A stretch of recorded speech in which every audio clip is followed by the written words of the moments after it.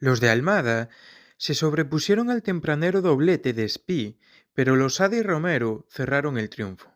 El Levante se mete en la pelea a costa de un Real Oviedo que murió, resucitó y a punto estuvo de armar el taco después de que los de Luis Castro desaprovecharan en apenas unos minutos un doblete de Carlos Espí. Chaira y Viñas reanimaron a los Carballones, que daban constantes vitales, pero la derrota les deja en una situación muy complicada, casi irreversible. Los rivales se alejan mientras que ven a los granotas acercarse por el retrovisor con un hambre que como poco intimida. Con una fe que mueve montañas, con el hambre de un depredador voraz, Espí saltó al terreno de juego con un estado de activación por encima del resto. El gigante de la cantera está crecido, venido arriba, más rápido y ágil en sus movimientos. Ese estado de excitación le llevó a presionar con el alma, arrebatar el balón de un David Costas que todavía se sacudía las legañas y sorprender a Aarón Escandel antes de que pudiera corregir su posición.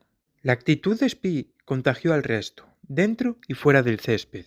Olasagasti la mandó al larguero, Losada tuvo otra clarísima, mientras que Víctor y Toljan se toparon con un felino Aarón Escandel. No habían pasado ni 20 minutos y el Levante podría llevar 3 o 4 goles, hasta que el balón le volvió a caer a Espí en su hábitat natural. Un toque le bastó, como a los grandes goleadores. Los dos zarpazos llevaron al Levante a resguardarse la madriguera y proteger el botín. Ahí comenzó a emerger el rival, con la fiereza de un animal herido. Nacho Vidal se topó con el larguero para mostrar el colmillo. Estaban vivos y rabiosos, y mientras Espí dejaba escapar su particular triplete, apareció de la nada Ilías para cabecear un centro preciso de Javi López. 2-1 y ahora la presa era el Levante.